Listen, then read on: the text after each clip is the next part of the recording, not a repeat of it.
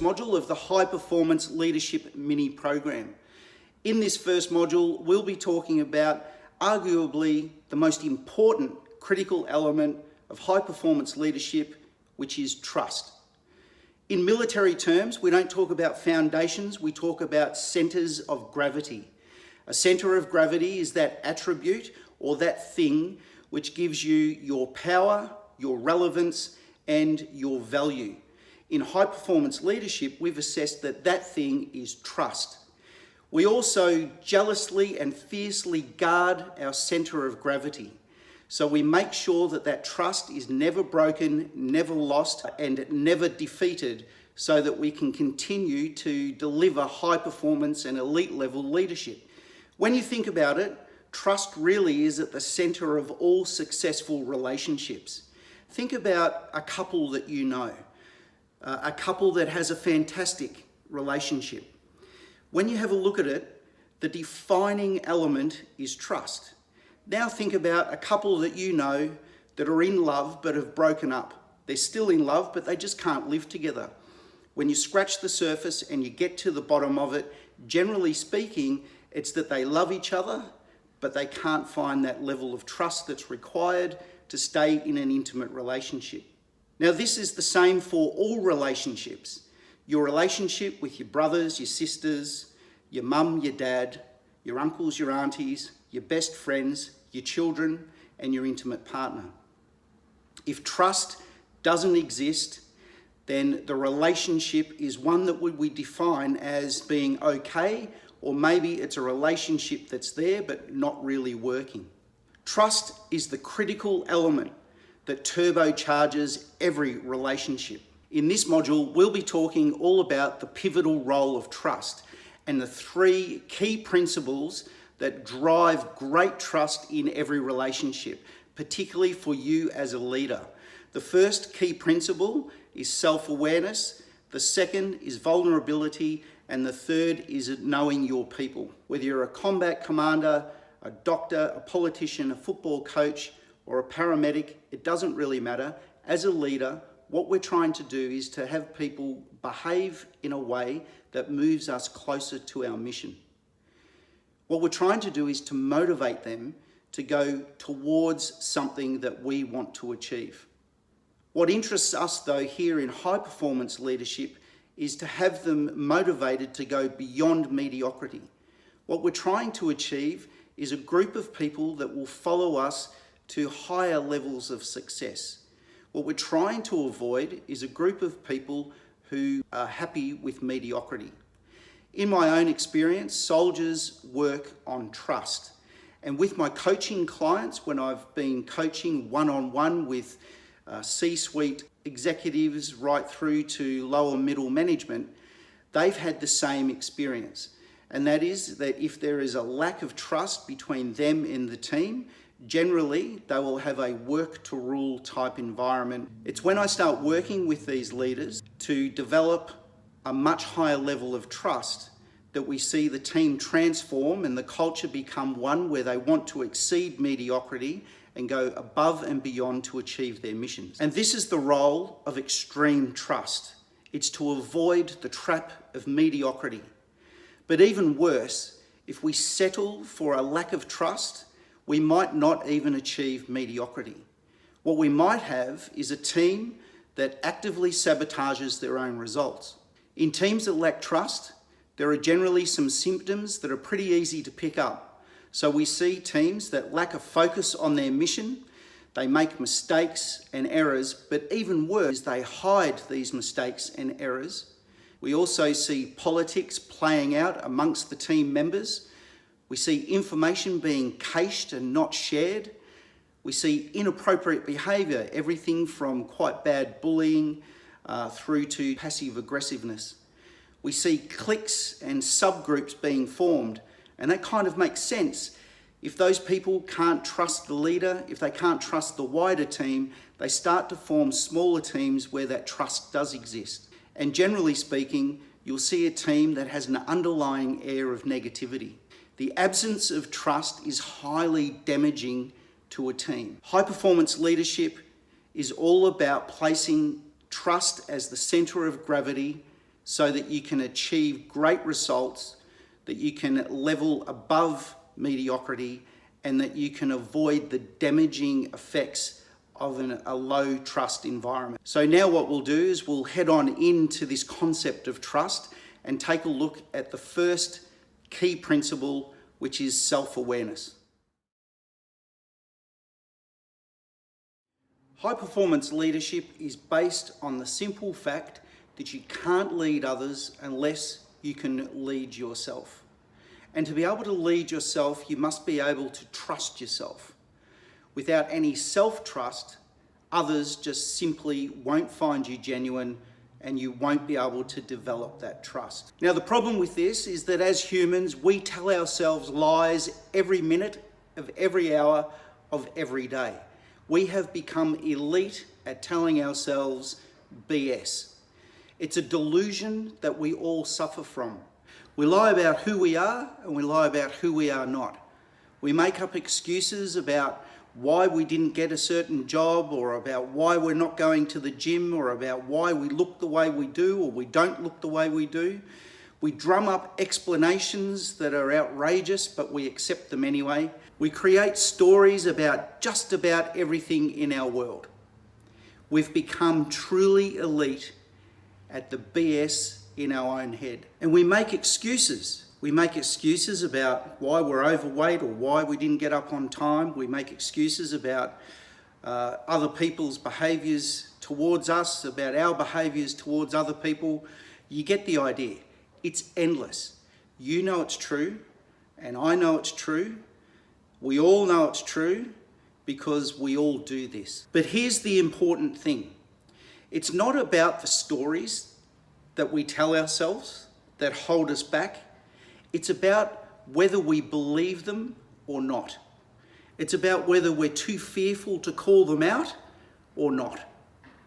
And this is where they gain power, when we don't call them out and when we start to believe them, when we accept them as some sort of weird facts in our life. And the sad truth is that because we accept them as facts, that they hold us back in our lives.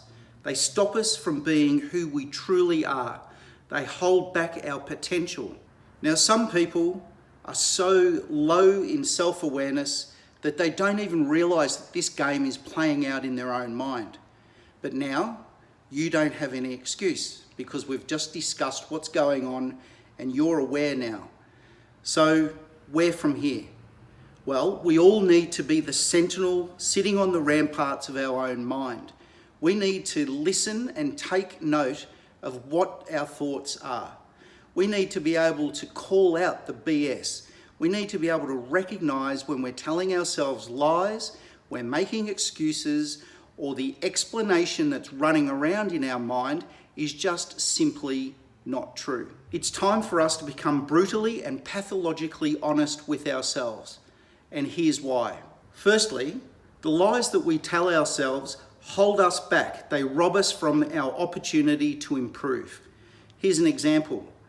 If you're making excuses about why you're not going to the gym, then you're obviously not going to get the results and the benefits of going to the gym. You're robbing yourself of being healthier, of being fitter, and more than likely being happier. And secondly, when you lie to yourself, those around you, they see it. And the reason why they see it is because they recognize it within themselves. What you do when you lie to yourself is you model for those that you're leading that it's okay for them to lie to themselves as well. They will see the excuses or hear them. They will hear the explanations or they'll see them manifest. They'll pick up on the lies that are going on in your life, and subconsciously, or maybe even consciously, they'll be saying to themselves, if they do it, then it's okay for me too. So, like everything in life, we've got options. The first option is to stop believing the BS you tell yourself and reap the benefits. The second one is to listen to the BS and don't reap the benefits. Either way, there's consequences. But clearly, as leaders that are aiming for high performance leadership, for elite level leadership, and as people who really want to do the best to achieve the mission that's been given to us and to achieve the best for the people that we lead, clearly the right thing to do is to stop listening to our own BS. When the lies stop, we come closer to being our authentic self. And when we're authentic, we're much easier to trust. Now, I'm not saying this is going to be easy. These lies, the excuses, the explanations, all of it are deeply embedded in our psyche. It's what human minds do to us. However, if we raise the standard of our self-honesty, then we'll raise the standard of the honesty for everyone around us. We'll also raise the standard at which we deliver honesty to those around us. And when we're more honest, we're easier to trust. And after all, that's what we're all about. Our center of gravity is trust. So now what I'd like you to do is pause the video, take out a pen and a piece of paper, and answer these questions. What lies, stories, excuses, explanations, and BS are you telling yourself now that's holding you back? Secondly, how is that BS affecting those people around you and your ability to be a leader? And the third thing is, what do you need to do to stop telling the BS and to become a much more trustworthy person? When you've completed those questions, restart the video and I'll meet you in the section where we talk about the principle of vulnerability. I'll see you there. In the first principle, we identified that we all run patterns in our mind. We lie to ourselves to generate an emotional response that in the short term makes us feel better, but in the long term, it stunts our growth as leaders. We spoke about how those delusions spill from our thoughts out into our lives and the impact that it has on our ability to engender trust within our team and for us as leaders. Becoming more self-aware is the first step, but the second step is to become more comfortable with exposing our weaknesses to others, to our team, to being more vulnerable. As a coach and as a consultant, I've worked across many different industries and sectors, and some of them have railed at the term vulnerability. An example of some of the industries that don't like the term vulnerability are engineering, medicine, and IT, just to name a few. And the reason why they don't like that term is well and truly justified.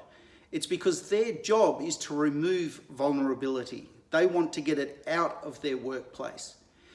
But I'm talking about personal vulnerability.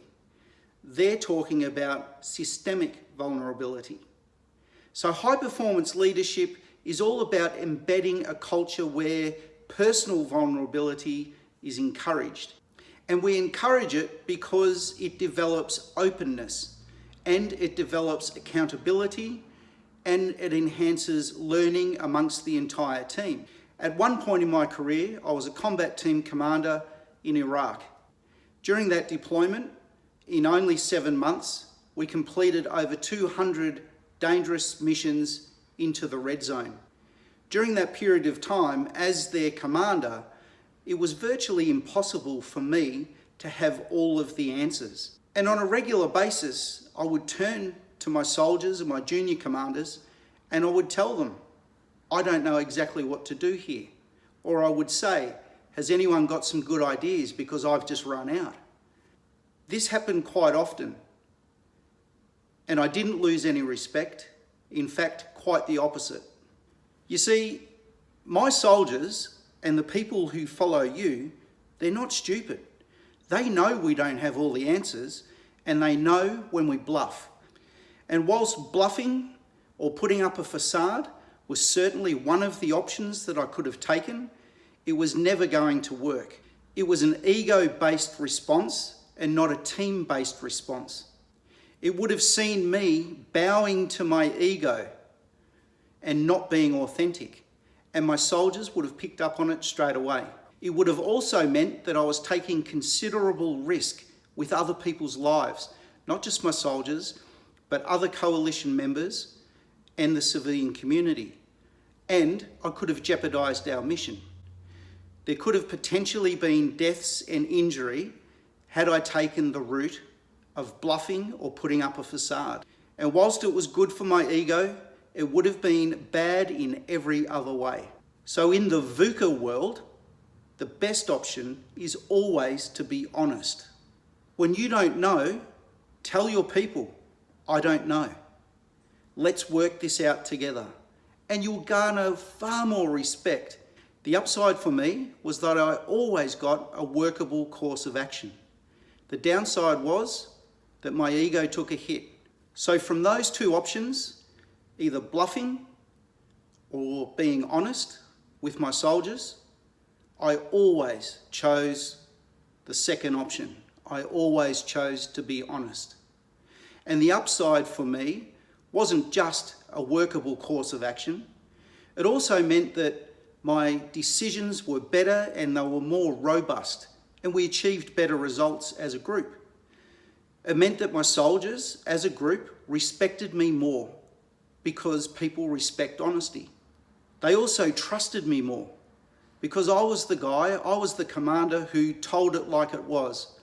I was honest about myself and I was honest about what I saw in other people and in the situations around me. My team felt like they were included because I allowed them to contribute to the outcome. And I empowered them to be vulnerable because I modelled it myself. We created a culture where vulnerability was not only expected, but it was respected. And there was a domino effect. Once I started, all of the others started to do it as well. But you need to be careful because not everyone acts or behaves with the best interests of the team at heart. And there can be a pitfall. And that pitfall is that some people might take advantage of your vulnerability or the vulnerability of other people in your team. Now, to counter that, whenever I took over a team, I did a number of things. Firstly, I sat them down and I told them all about myself, where I came from, who I was. I told them what my expectations were, not just of them, but also of myself. And then I gave them the rules of engagement for how I lead. And those rules of engagement included these things. Firstly, that I would not tolerate weaponizing criticism. Secondly, that I would not tolerate any exploitation of fear. Thirdly, that I would not tolerate any shaming or guilting of any member of the team, including myself. Fourthly, that I would not condone any controlling behaviour, and I would not condone any abuse, misuse or disrespect of confidence. And lastly, that I would not tolerate either favouritism or any form of gossiping. Now, the reason why these were my rules of engagement, or what we call ROE, was simply because those are the things that will kill vulnerability within a team. And when you kill the vulnerability, people won't be honest. And when people are not honest, you lose trust. So here's the big tip. Do not engage in these behaviours yourself. And secondly, do not tolerate them in any member of the team. In terms of handling personal vulnerability within the team, I'd suggest this. Firstly, be consistent. Always treat everyone the same way. Secondly, to respond with empathy. And thirdly, be grateful. They've got the courage to be vulnerable and to be honest, and that is going to move everyone forward. It's important to understand that vulnerability comes from trust and trust comes from vulnerability. It's like the chicken and the egg. What breaks that cycle is you, the leader. You need to be the first to generate vulnerability, which then generates the trust. As we move forward in this program, we're going to come back to some of these important issues that we just mentioned in this section. And now, before we move on to the next principle, I'd like you to pause the video and take out your pen and paper. I have 3 questions that I'd like you to answer honestly for yourself.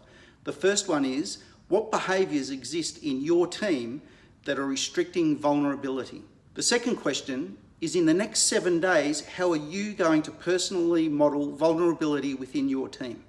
And the final question I'd like you to answer is, what are your rules of engagement within your team?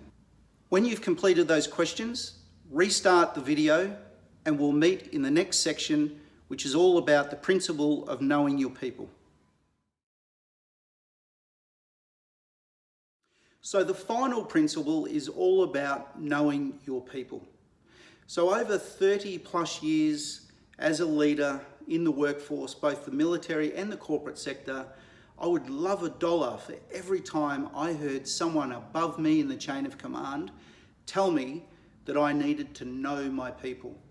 And yet rarely did they ever, in fact I think never, sit down with me and tell me what did that really mean. The assumption was, and what has been largely practiced, is that we get to know about our people.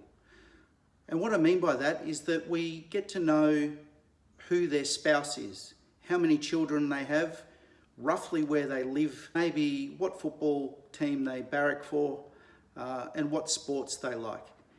So it's a very surface level of knowledge that we're expected to know and that has been accepted within leadership.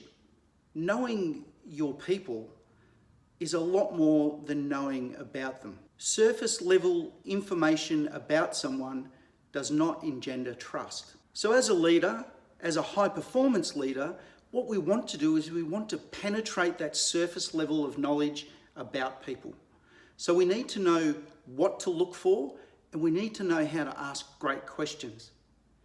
One way to do this, and the way that I like to do it, is to use a framework or a model. Today I'm going to tell you a little bit about a model that is used by Tony Robbins, and he calls it the 6 basic needs framework. So what Robbins says is that there are 6 desires that people move toward, and this is really good stuff to know if you're a leader that's trying to motivate people to do something. So the 6 desires that Robbins speaks about are, firstly, certainty, or what I call comfort or safety. Secondly, uncertainty, in other words, variety. Thirdly, he talks about significance, which I would term in the workplace something around recognition. He talks about connection, or what I call belonging. We all know that it feels good as a human being to belong to a team or to belong to a tribe. He talks about growth, and I call that expansion. And he also talks about contribution. So we all like to be contributing to something that is greater than ourselves. So these 6 desires, the drivers of human endeavour, are important for us to know, but they also allow us to get a deeper knowledge of who our people are.